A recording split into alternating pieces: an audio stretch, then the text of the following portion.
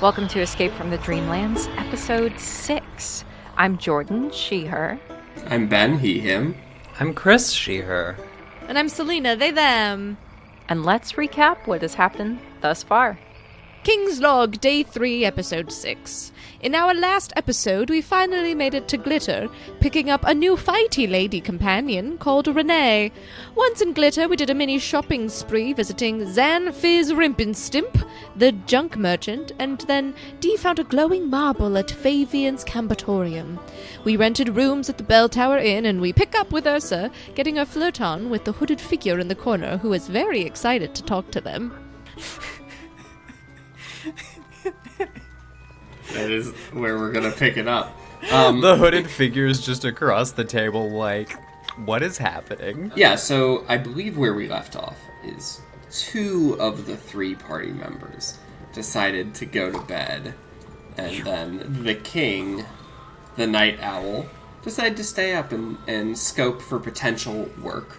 And so, of course, the first to be approached is the required shady hooded individual in the dark corner of the tavern that every inn is required to have in fantasy. In order to be up to code, you get violations for that, for not having that guy. It counts as discrimination against grimdark fantasy archetypes. You have to give them a proper environment. You have to have a edgelord friendly environment. Pretty shadows. It's like the non-smoking section for non-normies. And as you approach, he looks up at you, and he says, "Been waiting for you." Well, I'm so glad that you did anticipate my arrival, because I sure would like to arrive to some type of conclusion with you. Conclusions will be reached eventually. Chris.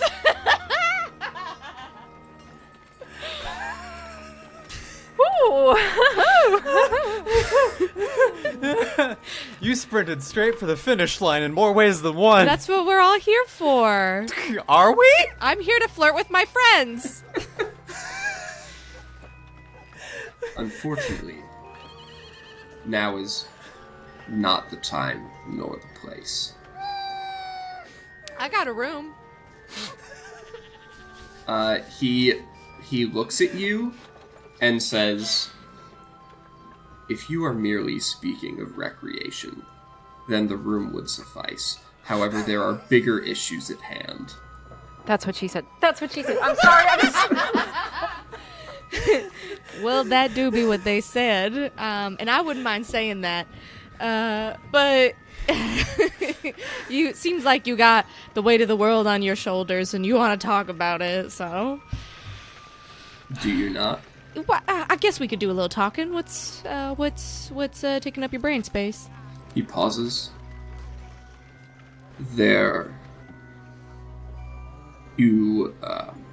Wasn't expecting you to be alone. I don't know if my friends are kind of into this thing, but Jordan and Chris, the humans, cannot contain ourselves. He pauses and he says, "You seem preoccupied." all right, no, you just. All right, we could talk. I finished my drink. You said that the weight of the world is on my shoulders, and to some extent, you are right. Do you not find yourself disturbed by where you are? I do find myself disturbed that I appear to be a king without a kingdom, but I am forging a new kingdom in the mud, because I'm King Ursa, king of the mud people, but that's really all I know about my history. And you're satisfied with that? To make this place your home? I'm not entirely sure yet. You know, I'm just a few days old. as Shepard kind of put it, as if, coming out of the merd is a type of rebirth, and I'm kind of just, trying to get my sea legs and kind of experience the world before I make any big decisions about it. When you say shepherd, you notice that the man in front of you, he has like a small dagger that he's just sort of like fiddling with, and you see that he has etched into the table in front of him the word yes and the word no. And when you say the word shepherd, he just sort of like taps the knife against the no, but doesn't interrupt you or stop in any other way. Where did the others perish? No, they're just sleeping. Okay. Would you want me to come back with my friends? Eventually, but no, not now. I'm not even 100% sure I can trust you yet. How do I know I could trust you? I would recommend not trusting me, nor anyone else here. Until you have verified that they are indeed from the mud. The only way that I know of to verify that is to either see them absorb a fragment personally, or to know for a fact that they emerged from the mud with someone that you have seen absorb a fragment. I have seen them both absorb a fragment. Oh, you have no reason to question the two that you came out of the mud with. Oh. Anyone else you should be wary of, unless they can prove to you that you're a mud person, or that they're a mud person. This is advice for the future. Correct. That I should only trust mud people? Correct. Why should I not trust, normies? He lowers his voice further and says... I get closer. He says, there are reasons that are not safe to speak. He says, the reasons are very, very real. And when he says real, he taps the no that he has etched into the table with his knife again.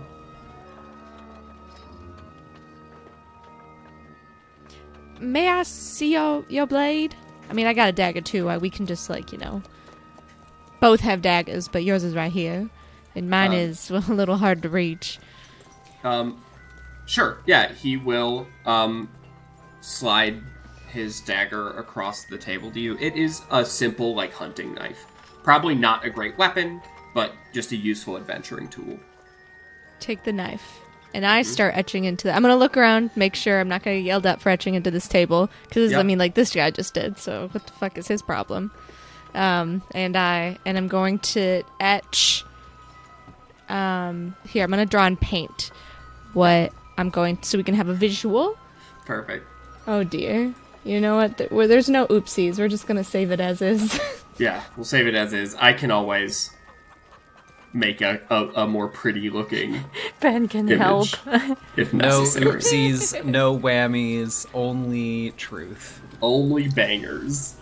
Ursa takes the hunting knife from this man, of whom she doesn't know his name, and looks at him as she carves into the tabletop 69 colon open parentheses.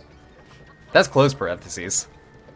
Close parentheses. You're right. Otherwise, it would be a sad face. Open parentheses would be 69 sad face. 69. He looks at you. Shakes his head slightly and says, we'll resume this tomorrow when you have the rest of your group And as he says that, he takes his hunting knife back and just stabs it into the table right next to Yes. So let's conclude a long rest. Woo! We made it. Was that a yes to a 69? That was the implication. I do 69, and then he just stabs the table into yes. Yes. And then we leave. Yeah. Oh, man. God, I love Dungeons and Dragons. Alright, so you guys conclude your long rest, get all the benefits of a long rest, and in the morning regroup in the tavern. I will say that at some point you determine that his name is Osiris. At some point. At some point, that comes up. Good morning. Yes? D? Yeah. No, I was just saying, hi, did you get much sleep last night? There was I don't know, sounded like somebody was dying. You know, it kind of makes me sad that you don't know what that sound was. I was being polite and trying to razz you. You can't razz me. I don't feel ashamed. I feel very confident about that. I feel very good with it and my life choices. Well, as long as you had fun. Hey, you want some juice? You guys in the morning can head down, get some breakfast. It's included with the room. Your server is a very large, hunched over orc named Frug. Who helps Thank you, out. Frog. Sure thing. Can I get you anything else? More bread. More bread. Some Sure. rare steak tips, if that makes sense. Yeah, stew. Coming right up. Yesterday's Cool. bread. Coming right up. Cool. Perfect. Right. I look over at Kaylin. I tried to get you something nice. You hear, how about just some, seeds or something? Can you eat seeds as a kite? I don't know, I'm a bird now, right? I don't think I'd be able to eat a steak if I wanted to as a bird. No, your kind of thing is the kind that can eat live cats. No, I don't want to eat a live cat. I don't want you to eat a live cat either. I'm It just sounded saying. like you kind of wanted me to eat a live cat. No. And I'm drawing, I know that, I'm sort of, contractually obligated to do whatever you say, but I am drawing a hard boundary at live cat eating. I'm not going to ask you to eat a live cat. Okay, well, I'm just setting a boundary. You don't have to, am I allowed to set boundaries now? Or no? Are you You are setting a allowed to boundary set- that I can't do that? You are allowed to set. That's Okay, not how well, then we're fine. boundaries. Then what are we arguing about? We're not arguing. We're not arguing.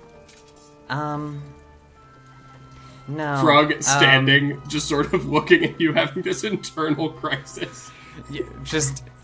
I thought Frug left, but anyway, Nope, if Frug no. stays around, he's just watching a parade of expressions and emotions on Dee's face as she does not pay attention to him. What would you like to eat? Let's try seeds. See how that works. Okay.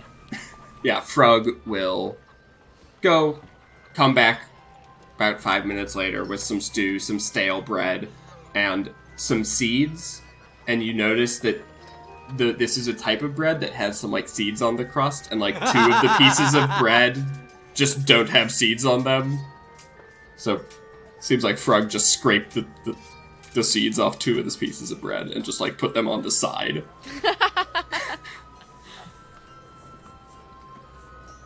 Enjoy your breakfast. And he'll go away and start helping other people. Well, I did meet someone last night who said I should not trust non-mud people, but also that they want to talk to all of us. Oh. About, the weight of the world and other serious matters that involved clothing. Huh? That's not important. We gotta find that guy later. His name was Osiris. Oh. You know, the guy that's in every tavern who, wears a hood and is real broody. How This is the first tavern I've ever been in, so no. But don't you get the feeling That, that guy's always there? Yeah. How does he do it? I mean, that dark corner does look very comfortable to me personally, but I don't know, do you think if I got like a cloak and tossed it halfway over my head and let the shadow I could fit in, I could be at home? I think it would be very it would really bring out your eyes. Can he teleport? I don't know if he can teleport. Well, then how's he in all the taverns? Magic, probably. I realized who I am in this scenario. I am the old lady who wears a cloak and gives poisoned fruit to children. That's who I am. I don't think you should do that. Let me just be clear about where my morals are with poisoning children. I do not want to poison children. I was just thinking in general people you would find in dark corners. I wouldn't be the mysterious stranger. I would be the one with poison apples. All right. I'm really glad you went on that journey and you have learned something about yourself.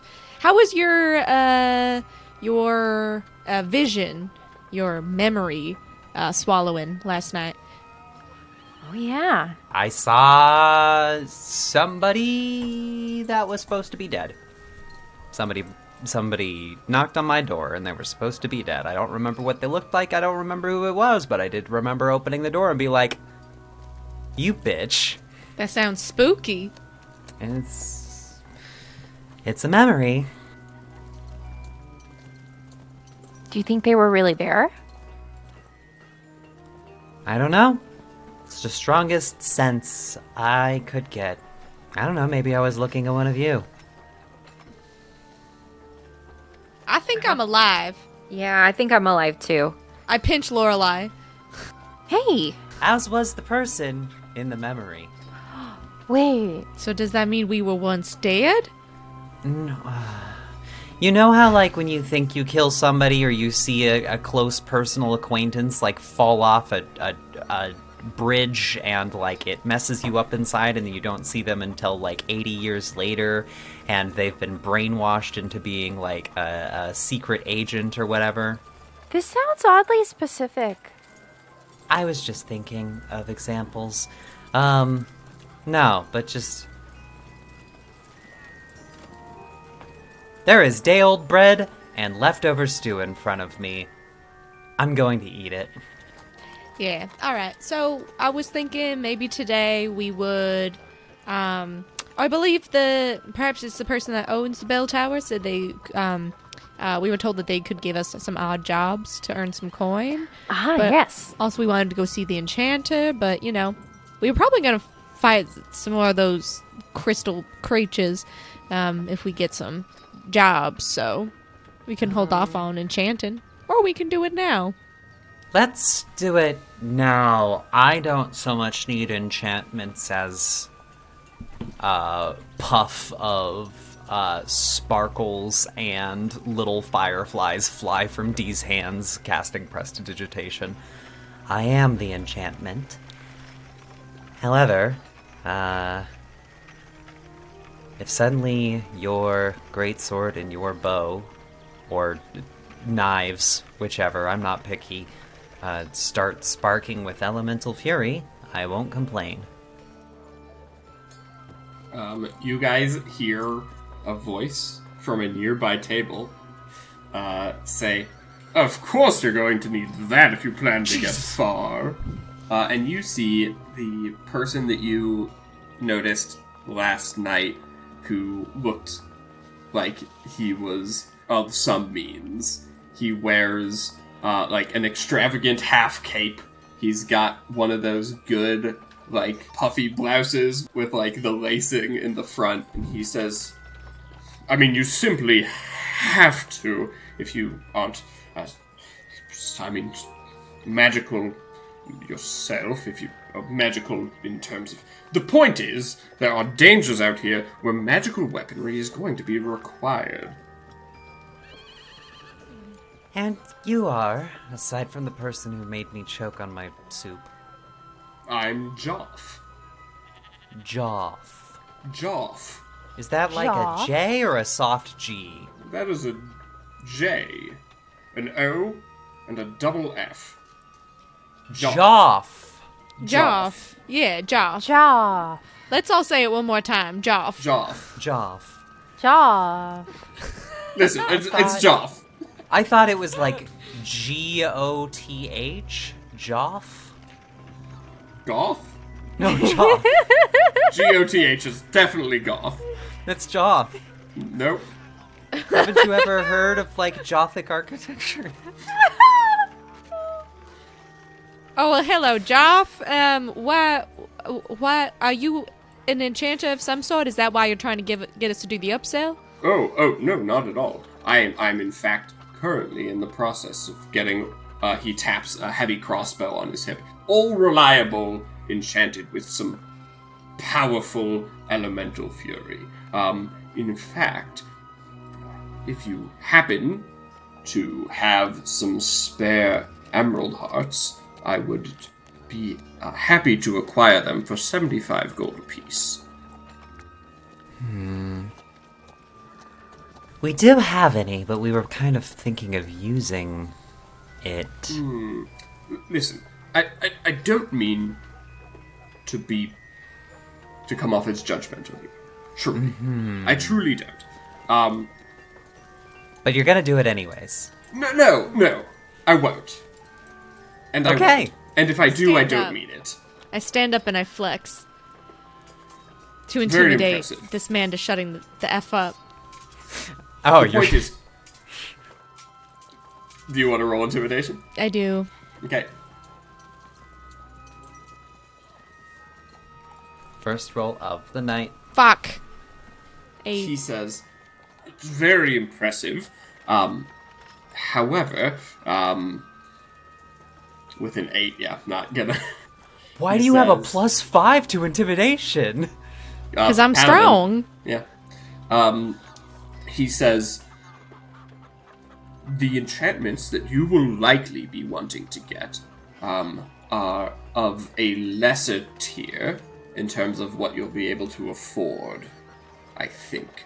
And as such, this offer that I am giving you is actually of higher value than just bringing the materials yourself. You're much better off selling them to me. However, I'm not going to... this isn't a robbery, so you're very free to head to the enchanter and make that decision for yourself and come back to me when you've decided that indeed selling them to me is the right course of action. We'll make that decision ourselves then. Of course. Do you have a card that I can take? Do I have a card? No, but All right. I usually just hang out here while I wait. Understood. Well, thank you for this intel. Of course. And if we are looking to sell our bounty, we will find you. Perfect. I'll be right here. Are Tyr and the other one? Yeah, Tyr and around here? Renee are both with you. Are they like at a different table, or are they all just kind of They're chilling just with sort us? of they're just hanging out quietly. Being best girl pals. They're being roommates. Joff is gone. As you guys have basically said, all right, buddy, we'll see. He has gone back to his own business. Well, that was interesting. Renee, Tyr, you guys going to just putz around, or do you want to come with? Tyr says, I'm interested to see magic. If you're going to get enchanting done, I'd be happy to see it. Renee says, I will go to the blacksmith and see about getting my arms repaired. Have fun. So the three of you and Tyr head up another one of these large spiraling staircases to a building. Near the middle of one of them, you see a looks like a storefront and domicile, and there is a stone next to the door that has deeply engraved in it Lapis Incus Enchanter. As you open the door and enter, the room would be pitch black were it not for a single light source, which is a greenish blue glowing anvil made of this translucent crystal. You guys then hear the sound of a beaded curtain as you see a like 4.5 foot tall turtle walk out behind the counter. They have like almost like albino white skin, but with a few patches of color. And they turn to look at you and say, "I've not seen you before. How can I help you?" Are you the enchanter here? Yes, I'm Kepe. Kippe. Nice to meet you, Kippe. You are interested in enchantments? Yes, how does it work precisely? We were told if we bring the hops, both the... which ones does she have? The emerald and the sapphire produces from her backpack. We were told if we brought materials, it is easier or something? I discount enchantments if the magical components required to make the enchantment are provided. And, so that this explanation doesn't happen at Kepe pace, you are explained that Kepe has a variety of elemental enchantments available. Though you guys are probably going to want the ones that don't cost 6,000 gold. You're going to want the ones that are a tenth of that cost. Probably so. So if you bring Kepe 500 gold and a weapon, Kepe can enchant it with either a flame rune, a frost rune, a shock rune, or a blight rune. However, if you bring gem cores of that matching element, then 50 gold gets knocked off the price down to half. So essentially, if you brought 5 ruby hearts, then you could get a flame rune on a weapon for 250 gold. Why exactly would someone want specifically Emerald Heart and pay us more for it than you take off the weapon cost? If they wanted one of the more expensive enchantments, the discount is higher. I see. Okay. So how many elemental jammy things will it take to do, your basic enchantment? 5. 5 little cores, you said? Gem cores? Gem cores or hearts, interchangeable. But we can pay the lacking ones in flat gold. Correct. And I'll take them out of my own inventory. Do you mind if we look around at your wares for a little while? We are buying something. Kepe gestures to the anvil. I'm a enchanter. Not a I shopkeeper, got it. Wares. I was trying to make an excuse for the 3 of us to have a conversation about group finances and not be rude about it. You can just say, excuse us? Excuse us, we would like to figure out how exactly we are going to spend money at your shop. Yay! Kepe just nods and then heads back behind the counter and pulls out a rag and starts to just clean the counter. Okay. Am I just the official kingdom, the Ursine Kingdom financier at this point? I thought that was me. Oh, you too. It was Kaylin is Yeah. our swamp accountant, but we That's are in a true. cave, so I guess we can just make you the general accountant. Comes with more responsibility, though. I'm happy being a courtier, but that does sometimes involve the moving of funds. Regardless, I pitch that we have enough funds to get Ursa's weapon enchanted. The reason I think it should be Ursa is because Lorelei, my twinkly friend, Yeah. you can give people migraines pretty What? consistently. No, okay, and that sounded bad. It seems like anytime you've been shooting people, they've been like extra hurt. Oh, okay. I see what you mean. But with that being the case, and you, Your Majesty, being a little bit more limited in that regard. I see what you're saying.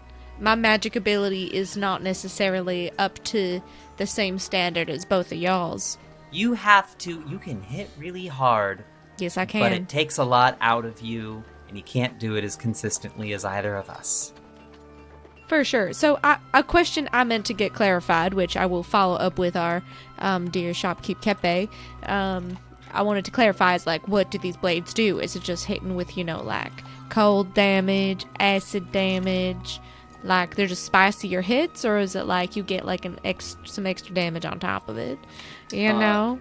Yeah, it adds a d6 of elemental damage. Ooh. And has a extra little bonus effect on crit depending on the element. What is the extra effect that can occasionally happen? Kepe will explain that should you strike especially true, as one expects to do about 5% of the time, a frost rune weapon prevents an enemy from moving, so their speed will be reduced to 0 until the start of your next turn. A flame rune weapon will set them on fire, and they'll take a d6 fire damage at the start of each of their turns until they or someone else uses an action to put the fire out. A light rune just does an extra 2d6 damage, just hits extra hard. And then a shock rune weapon, the lightning damage from a crit, which would be 2d6 because all dice get multiplied, arcs to another target of your choice within 15 feet. Ooh, I like that. My recommendation is the shock rune, but it is your weapon. Wow. So are these the basic enchantments, or are these the super 6,000 GP enchantments? Those are the basic enchantments. All right. Much more expensive ones. The elemental damage is harder to resist, and the effects on an especially true strike are more powerful. What would you say the effect would be for a very powerful lightning crossbow? Are you trying to ask about Joffs? Yes. He was collecting emeralds, so that would be you know at this point that would be a blight. Oh, Emerald is Blight. I thought Emerald was Shock. Topaz is shock. Basically, each version is just a stronger version, so the Blight Rune crossbow just does even more extra damage on crit. A Frost Brand restrains rather than reducing speed to 0. A Flame Brand has a bigger hit die for the burn, and the Shock Brand is actually the same benefit, but with an extra... It essentially is an extra 2d6 lightning that arcs because the base damage is higher. But those are hyper expensive. You guys definitely can't afford them at this stage of the game. Kepe will also mention that this enchantment can be put on top of an already magical weapon. Wow. That is impressive, actually. I know a bit about Arcanum. You are really talented. Are you a mud person? Kepe says, no, I was not born from the mud. I appreciate the compliment. Why don't we go ahead and enchant the shark tooth blade? Chakra sounds cool. Alright. So you guys hand Kepe this big ol' shark tooth club sword thing. And 500 gold. And 500 gold. Kepe goes to place the greatsword on top of their anvil. They head back to their desk. They put the coin away, and then they have this like apothecary cabinet.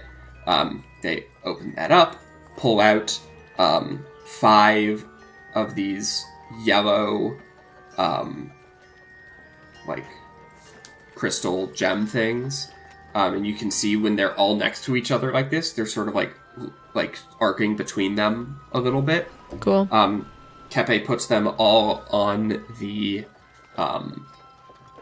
anvil, and then from a pouch that Kepe's wearing, pulls out a pair of mallets. They are like long, skinny rods with like a felted ball tip. It looks like sort of like a percussive mallet. Then Kepe starts to strike the anvil with this mallet, and it sounds like someone playing crystal glasses as Kepe starts to essentially play the anvil like an instrument. It's very avant-garde. As Kepe starts playing, the sword floats about a foot above the anvil. And over this half-hour-long performance, you see strands of yellow energy rising up from these gems and enveloping the sword and merging into it. At the end of the half hour, you see that the topaz cores are now like glass clear, and the sword gently lowers back down to the anvil. Ursa immediately starts clapping once it's... Same. Bravo! Cool. Bellissima! Molto bene! Kepe seems appreciative Muy bien. and gestures the sword. It's all yours. Wow. I need to go hit something! Where's Joff? As you grab the sword, you feel like a little like static electric shock as you touch it, and then when you have both your hands on it, like it doesn't hurt at all, but lightning just starts arcing from between your hands while you're holding the weapon. Oh, tasty stuff. Now, I do want to just say, even though he is a dick, I'm not sure that we should immediately go murder this man in the middle of town. I won't kill Joff. That's just a goof I was having. Oh, okay. Because, Your Majesty, if you told me to murder someone, I would murder them. Alright, that's really nice of you. But I can do my own killing if I need to. But I'm not trying to do needless killings, especially not when we're in front of strangers, / artists who don't know us very well. You were amazing. Thank you, Kepe. I like wipe away a tear. Yeah. Anyway. All right. Where to next, gang? Jobs. Do you guys want to even pick up a job, or? Well, I feel like that was like a big ticket item, you know? Maybe we need money. It would not hurt our finances to get more funds. And then we buy less muddy clothes. Clothes that are resistant to mud. This is where Ursa gets a completely latex suit. Some high-level armor. I mean, what else do we want to buy? Like, what are things that we need? Road sodas. Road sodas. I will add road sodas. Add it to the shop. Kaylin, can you add that to the shopping list? No, yep. I mean, I don't know what, I can write anything down, truly. Let's go get some jobs to get some experience to get some money. And then we're gonna get to the city. Probably. We should talk to some people about the best way to get to the city from here, because basically our objective was to like get to the music, get to the caves, and now where we gotta get to. Yep. Sure. So you guys can head back to the Bell Tower Inn. I believe you were told to talk to the barkeep for jobs. And you see a little bit less busy than when you guys came in last night. A goblin behind the counter, pouring some drinks, serving it to customers. Hello there. We were told you might have some odd jobs that you need handled. Is very close to true. I don't actually have any odd jobs myself, but I do have people who come in here with odd jobs, and I can sort of play matchmaker between adventurer and job hack. Do you also play matchmaker with people's love lives? She looks at you and says, Well, dear, sometimes the match has already been made. and she says, sort of tilting her head towards Osris, who is back sitting there, that gentleman has a job that he needs done. She gestures to Joff. I believe that individual also has work that can be done. And then there is just the shakiest old man. He's got like a walking stick. He's sitting on like a comfortable chair next to the fireplace. I believe that man also has work that you could be doing. I vote we take the limited time opportunity. Is that the old person? Because he's gonna It die. is the old person. That's pretty messed up. Because you're also quite old. And so I think you should be careful about respecting your elders if you want us young folk to respect you. I have another 100 years in me.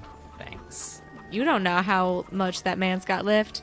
Anyway, I won't let him know that you think he's feeble and incapable I of don't living. think he's feeble. Close to expiration. Oh no. I'll let him know myself if you'd like. All right, don't say that to him. It could literally break his heart and As kill you him. wish, Your Majesty. All right, let's go to the old man. Maybe Alright. can I try? You can talk. Yeah, go for it. You approach this old man sitting by the warm fireplace. Oh, hello. Can I help you? Hello, sir. You seem like you have a quest that could use doing fast. Can we help you? Yes, indeed. He opens up his jacket a little and reaches into a pocket and pulls out a sealed letter. And he says, I have this letter that I would like to have delivered to my good friend in the city. Oh, in the city. So, like, past the walls that the mud people can't get past.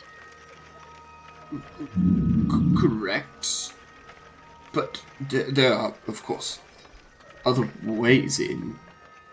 Oh, like the sewers? Can we do the sewers? I'm not aware of a sewer entrance, but there is, beneath the city is an ossuary that I believe can be traveled through. Okay, now, are there bone people in there? Do you know? I don't know, but if I had to guess, I would guess yes. There's Okay. probably bone people there. Okay, I think we can handle that. How long? How long do you need? Are you in a big rush? Are you in a little rush? I'm not sure I'm in a rush. Okay. Maybe I was misunderstanding. I'm But sorry. the sooner the better, I suppose. I would like it delivered to my friend. Her name is Cassie Belford. She works at the Ministry of Time in the city. Okay, yeah, so time is of the essence. Okay. Well, I think we can do that. Are you paying? Cassie will pay upon receival of the... Okay. Okay, I can do that. Do you need anything else? No, I'm... Like a splendid. blanket? Thank you. He will hand you the letter. Alrighty, well, cool. So, job secured, we are employed. Sounds like fair wages to me. I can do really good against the undead, I feel like. I think I will at least know about the undead when they are near.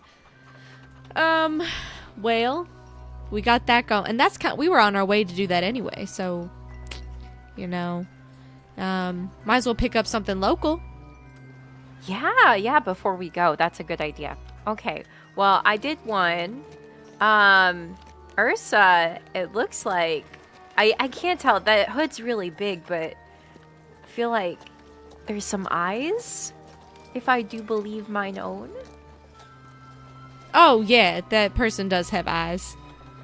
For you. And a beautiful body. D heads over to the tall, dark, and defiled stranger. He Tall, dark, and looks- defiled. He looks at you and says, "Hello." I brought my friends like you asked. Perfect. Thank you. You here for work? I saw you speaking to Sif. We're both here for work, and our liege tells us that you had a thing you wanted everyone to be present for. Indeed. I'll start with the work, because it's simpler. There is a nest within these caverns. It is below glitter, but above the abyss.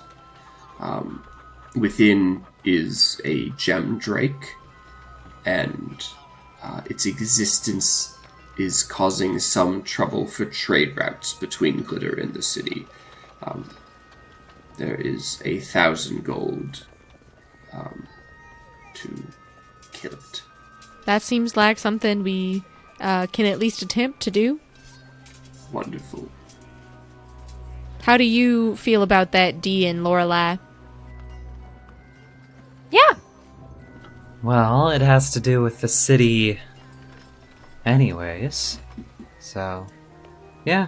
In terms of the other thing, you are relatively recent from the mud, if I'm correct. So I am sure you have some questions. I would be happy to hear them. Though do keep your voice down. Are we dead? He looks at you, then looks at Lorelai. You had your hand raised. Oh, I just wanted to know where you got the hood. It looks useful. This is... I got it from a tailor in the city. Nice. It's very pretty. Sorry. Please resume. I don't have any real questions yet. I'm also curious about what public figures are doing at like a structural level to deal with the people being born of the mud, having no memories, and like what kind of research has been done to investigate that whole situation. He looks at you and says, there are individuals who are trying to find answers for those who are brave enough to seek them. Why do you need to be brave to seek them? Is it like an emotional courage? Like, I feel comfortable with myself to learn new things about myself? Or is it kind of like I could die?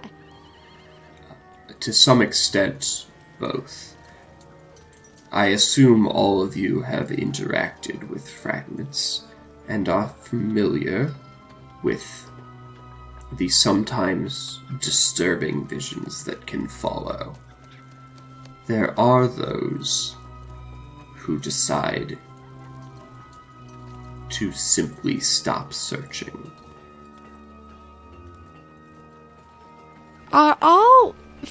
Do all fragments bring a bad memory? Might No. have been neutral. Not all are bad, but there does seem to be a trend of largely negative visions. I wonder if it's a thing where our former selves kind of made a deal to start anew, and got all our memories sucked out via these fragments that were littered all over the woods. Ooh. The eternal sunshine of the muddy mind. Yes. If you prove yourself capable enough physically to handle the gem drake and believe yourselves to have the mental fortitude to not give up when things get hard, then I might be able to introduce you to the people who are trying to find answers. So, not the Church of Elfdeath. The Church of Eldath preaches that That the one. fragments are evil spirits who want to depress, to darken mud people. I don't think that is accurate. What other kind of factions of people are there? Like the different philosophies of mud people? I would say that mud people fall largely into 3 camps, though even within these camps there are a variety of arguments. There are people who think that they were born from the mud. People who fall in line with what the Church of Eldath wants them to believe, what people like Shepard want them to believe. What does people like Shepard want people to believe? I believe Shepard is one of the first people that most mud people talk to, and he tells them that they are born from the mud. I suppose I can't know his heart, but I can infer from his actions that that's what he wants people to believe. So you're kind of saying like he is trying to get people to convert, and just by catching them at an early age. Oh, I was going to say he used gaslighting. Yes. Well, the way he put it seemed to be that the born from the mud thing was a metaphorical concept, as that, like, obviously we are made of flesh and blood, and he acknowledged this, and he said that it was just the start of our new lives, as to indicate that we did have former lives. It's been a long time since I've talked to Shepard. In any case, that is one camp. Then there are people who believe a different manner of mud people are dead. And then there are people who believe that this is, in some way or another, not real. So, like, we're all under a group enchantment, a sort of Correct. thought Oh. matrix, dream matrix. Huh. You see him take his hunting dagger and he taps it towards yes. You could just say it out loud, right? This is his thing, guys. He looks at you and he taps it towards no. Are you under some sort of compulsion? He says, I don't really understand this line of questioning, and taps no. Are we being listened to?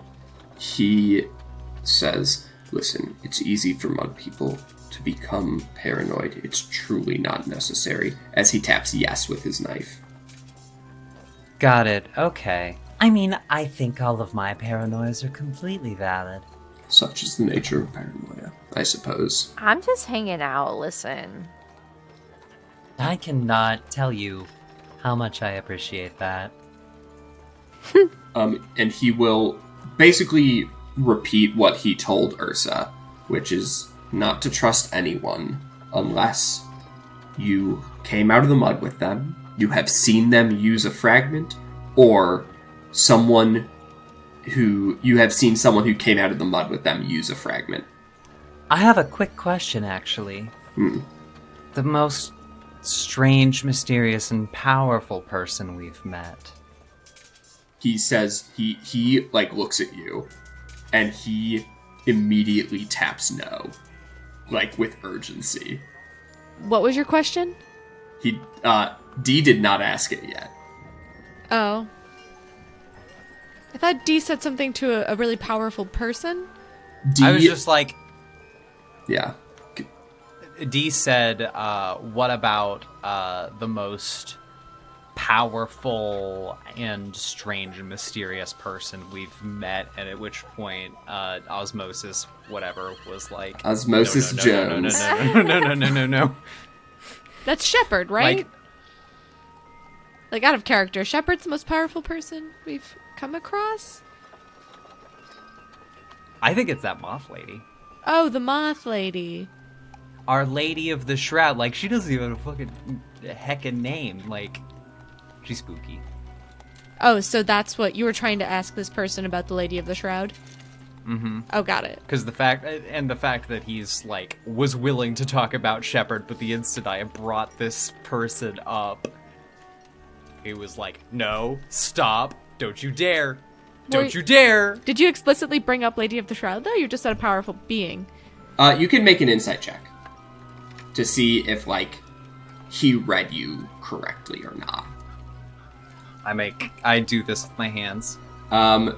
He, like, rolls his eyes and taps yes. So should we not ask you more about that? He says, you complete this job, come to the city, meet me in the potion shop. Potion shop? Yes. Like Malin's potion shop? He says it isn't Malin's shop, but she does work there. Got it, okay. So Malin's potion shop. We'll meet you there. Alright, so defeat the Drake.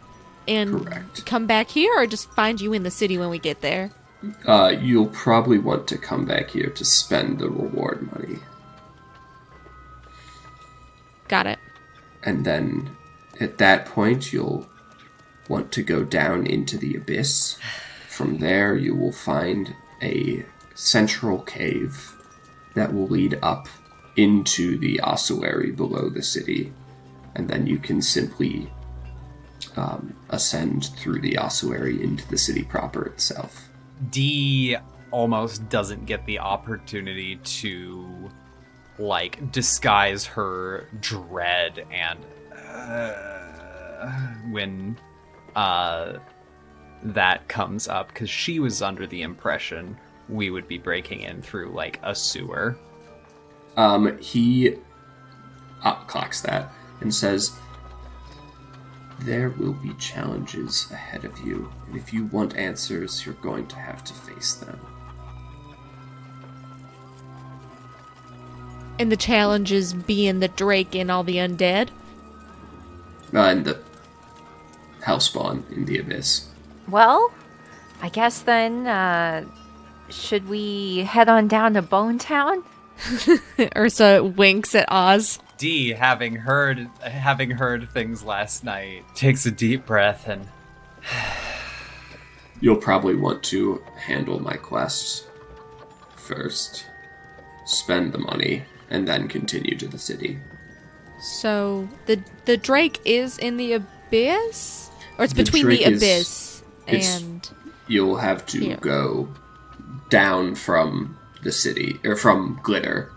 But if you reach the abyss, then you've gone too far. got it. Okay. well, this has been enlightening, and I appreciate the services you've brought to me and my friends. Naturally. I'll await your return. Then, once you have completed the quest, I'll make my way to the city, and I'll hopefully meet you there at the potion shop. Sounds good.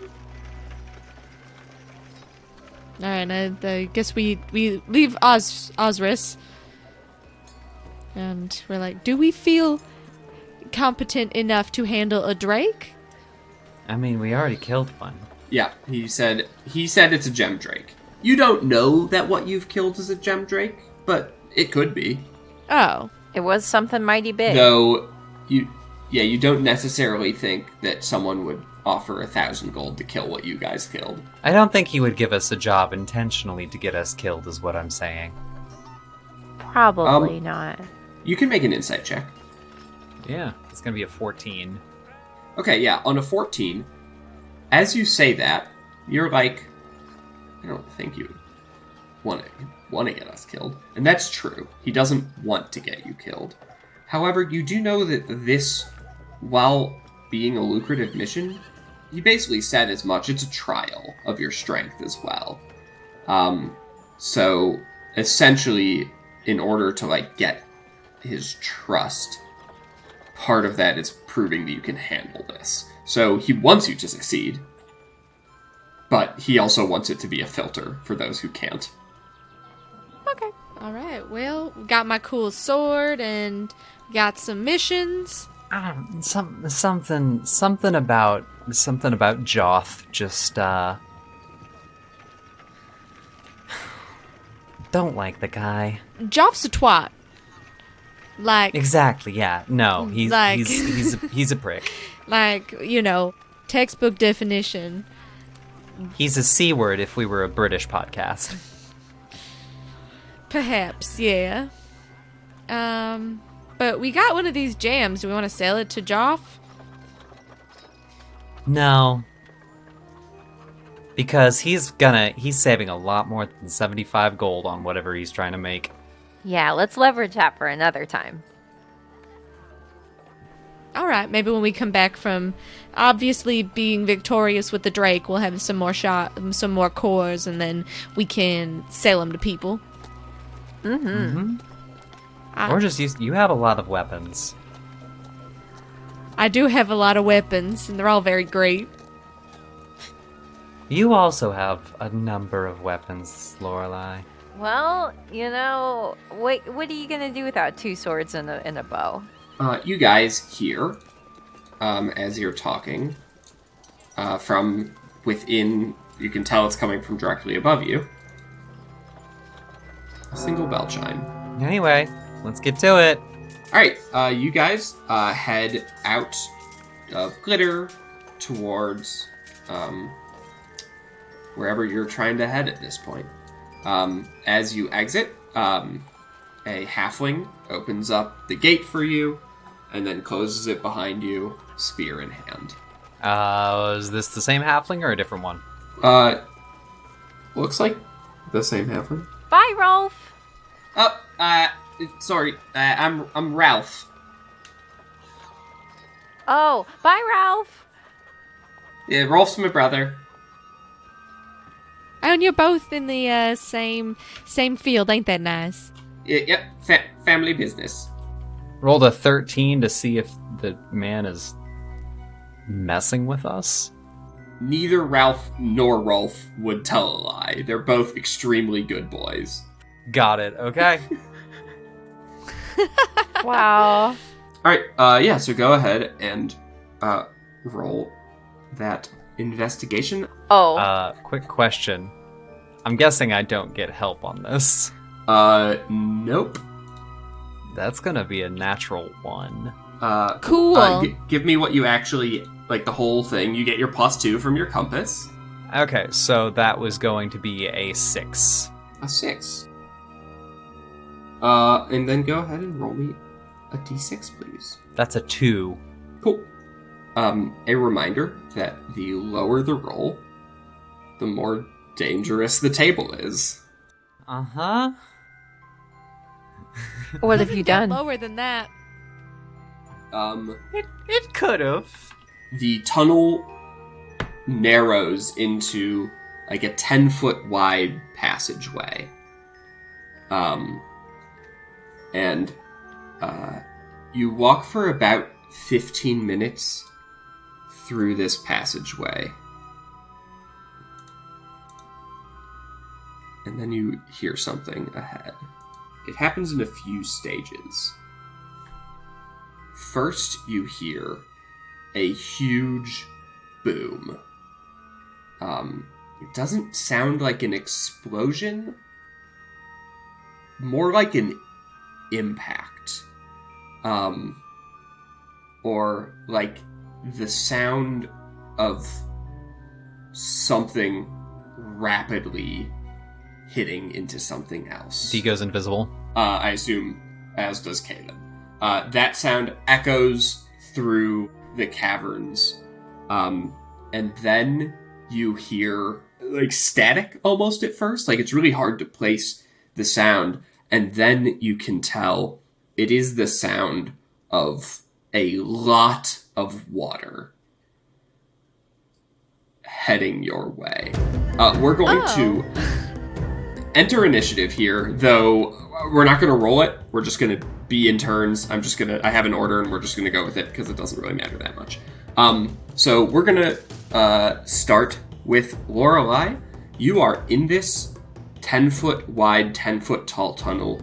You have just heard a boom and then the rushing of water headed your way. What would you like to do with your turn? I in a dead stop, I just turn around and I yell, "Run!" And I start running. I just start going. All right, you start running. In the opposite direction. Not action towards. to dash. So yeah, you run 60 feet away from the other two and away from the water. Ursa, what would you like to do? Yeah, I too am going to dash and then also use my bonus action to Starlight Step in addition. Actually, no, I won't do that. Never mind. Save that for the Drake. All right, cool. Dash, dash, dash. Ursa, you also move 60 feet away. D, what would you like to do with your turn? I would like to... first off, I'm bolting. Okay. But secondly, as I run using my move, how... You said the tunnel we're currently in is fairly narrow, yes? 10 feet wide, 10 feet tall. You hear this water rushing towards you, and you've been walking through this tunnel for 15 minutes. How delicate does the ceiling look? It's made of crystalline rock, so the answer is not like hard, but with an asterisk that it's also brittle. D's gonna cast Shatter. All right, as far as she can towards the water sound. And what are you trying to do with that? I'm trying to collapse the ceiling. Okay. Go ahead and just roll damage. Obviously, Okay. the cave is not going to make a save. That is gonna be 10 points of thunder damage. All right. You see cracks appear on the ceiling. So you've done something. Okay. So you have cast it 60 feet in the opposite direction. Toward Is that the right? water. Towards the water. Yeah. Okay. Yeah. Renee is with you as well, she will just run with the group. Renee will also just move 60 feet. And you hear her say, I don't think we're moving faster than it. As you guys hear the water get louder. How to stop nature. I yell towards Lorelei, if you have any exploding things, please help. Trying to collapse the tunnel. I can see where like the cracks are, right? Yes, you can. Is it within 30 feet? It's not. It's 120 feet away from you. Okay. Then I don't have a plan. So yeah, we're sort of like in a weird like middle, like this is definitely a lateral thinking type of encounter. Very happy to yes and here. So okay. Chris is going to try and collapse part of the tunnel. You have made progress there. Mm-hmm. Can I hit the ceiling with my sword? Is that a thing Yeah, I you can sure do? can. Yeah, it's only 10 feet high. You have a great sword. Oh, I great. have a great sword. Yep. It's So you're Lorelei's just- turn, though, right? Yeah, it's Lorelei's Okay. turn. Well, because my other strategy was what I was planning to do was to essentially Misty Step up to the thing and get the thing. But what I'll just do is the shorter version of that, which is Ursa's plan, and I'll take my moon touch sword, and I'll just start like hacking at the ceiling. Yep. All right, go ahead and make. No need for an attack roll. Just roll damage. Okay. That'd be a 7. All right, 7, and it does piercing damage, which is extra effective against this sort of thing. So you do 14 damage. You guys see bits fall down, on top of you. Not nearly enough to collapse it, but progress. And then it is Ursa's turn. I hit with my special sword. All right, roll. 10. Yeah, 10. Cool. After another 10 damage, you guys see that you have carved out like a bigger chunk falls down. It's not gonna stop the water, you don't think, but you've carved out maybe like a 3 foot by 3 foot like hole. Anything else? Let's just keep Keep hacking going. at it. All right, Keep D, going. You are 30 feet away from the group right now. Okay. And where am I from the divot? 30 feet away from the divot as well? The divot that they're making is directly above them. Okay. In that case, I am going to 30 feet move and which gets me out of dark vision range from the place where I had started from, so Kaylin and I will just blast and stab. All right. That's 9 points of force damage, as Cool. kinetic energy comes from a quickly scurrying golden bombardier beetle. Caitlin will slash at it. So that's going to be 12 points of piercing. All right. And then, so as you guys blast at it, you would say that you carve out like maybe another 2 foot by 2 foot area. And then Renee takes another swing at it, sort of making another large chunk fall out along with your damage. You guys then see this like white, rapid, churning water rush around the corner, and you hear Renee take a deep breath. Would any of you like to also go ahead and hold your breath? Yeah. I guess so, yeah. All right. I will take a deep breath, and I will try to jam my dagger into like a crack that we've made as kind of a hold to like try and pull myself up into this divot. Okay. So yeah, you I'm gonna say, because that's sort of like an action-ish and you've already used all that, you've used your time up, I'm gonna say you get the dagger in there. So there's a handhold now. And now what I need, as this wall of water slams into the group of you. Oh, I need a few checks. First, let's handle them in a row. First, I would like strength saving throws from everyone. Oh god. That was almost Scrawny good. ass. 8. 4. All right. 18 You from guys! Renee. Kalen can fly and is just in the divot fully out of the water. Okay. So 4 from Lorelei, 18 from both Renee and Ursa. So let's start with Renee and Ursa. Renee and Ursa each take 7 bludgeoning damage oofa doofa. and are knocked 10 feet back. I'm tracking the distances. So towards the end of the Back away from the water. got Because the it. water is pushing you. All right. D. I guess the smarter thing to do would have been to duck under the 5 foot by 5 foot pile of rubble we had made to avoid the impact. D. Oh well. You take 14 bludgeoning damage Fuck. and are knocked back 20 feet. And with R4, how much health do you have right now? I have 32 hit points. All right. We have the same, you and I. You take 16 bludgeoning damage. Okay. Ride the wave. I'm literally thinking about it. It gets worse. You are knocked back 30 feet and are stunned for 1 round.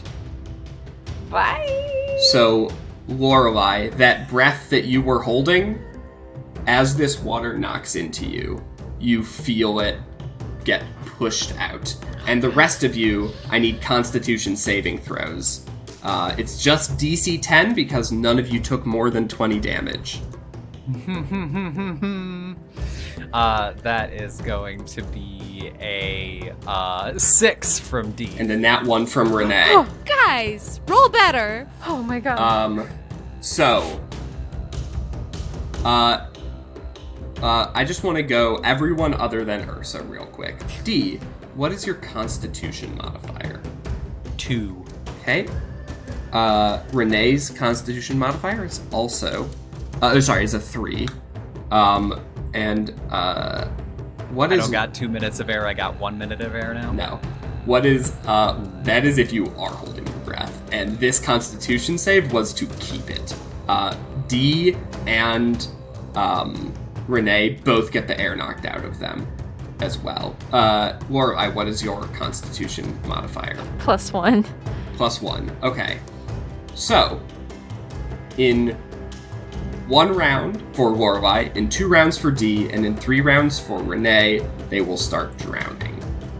How I do drowning is you are still conscious, you can still do things, but you start making death saving throws.